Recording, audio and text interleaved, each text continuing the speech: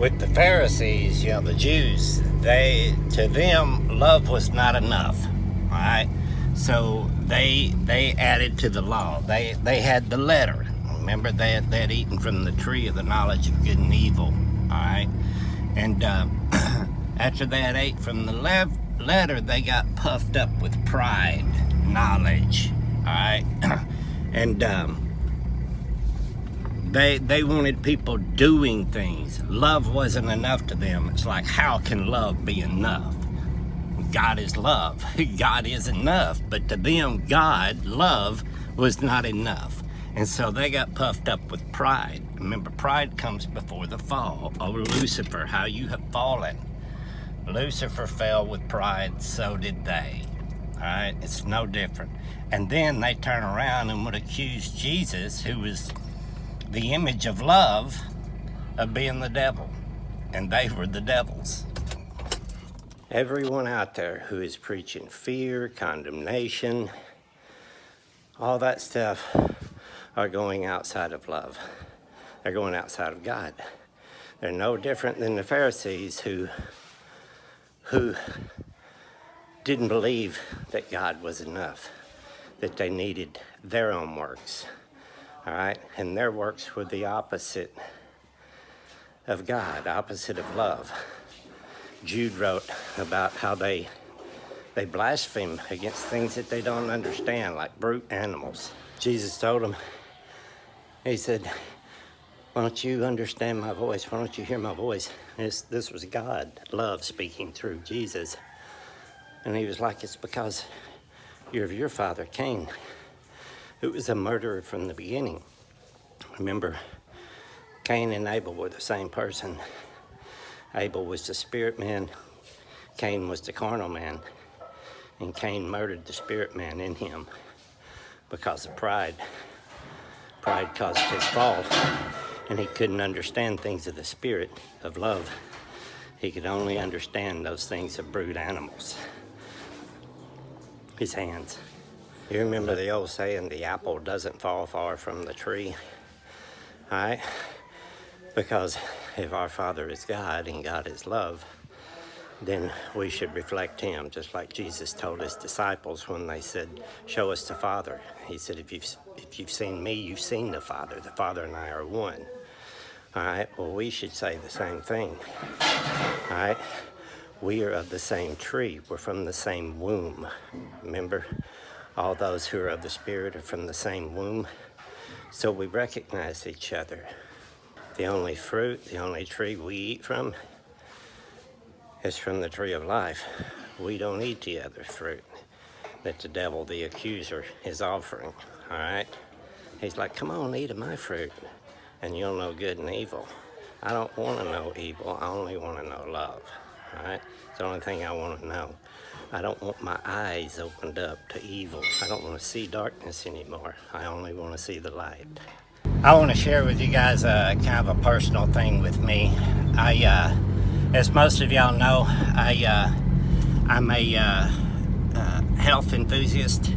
I love to go to the gym. I love to shape and mold this body that my spirit lives in, and so I go to the gym a lot.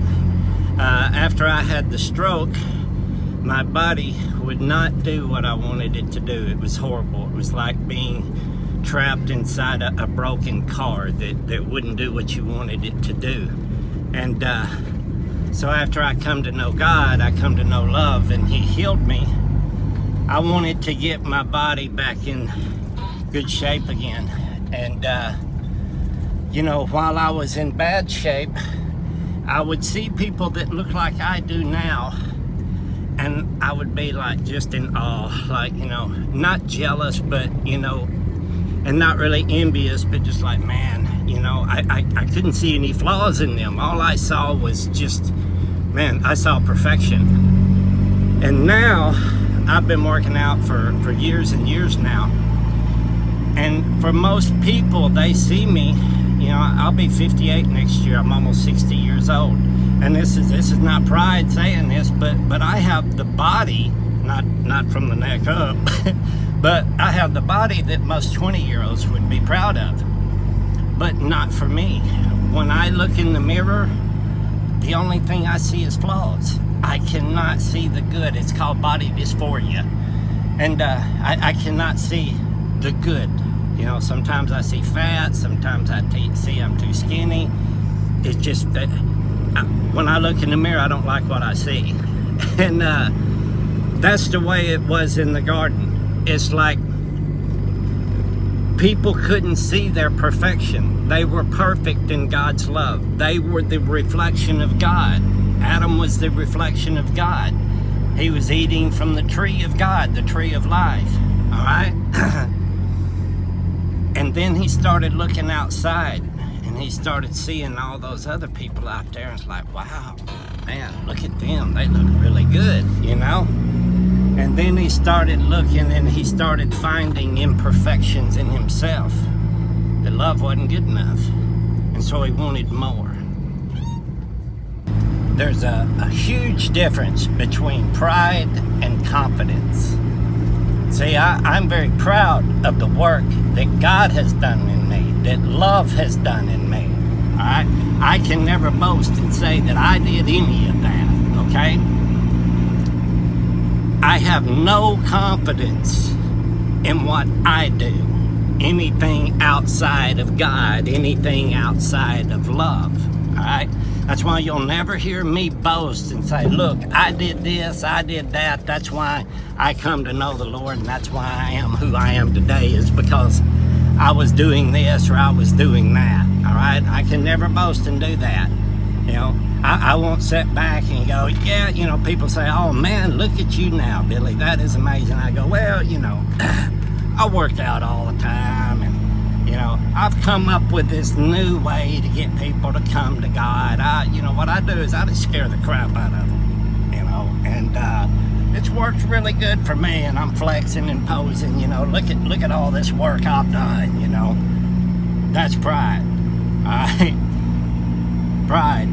Confidence is knowing that it comes from God. I didn't do any of it. I am perfectly confident of that, all right?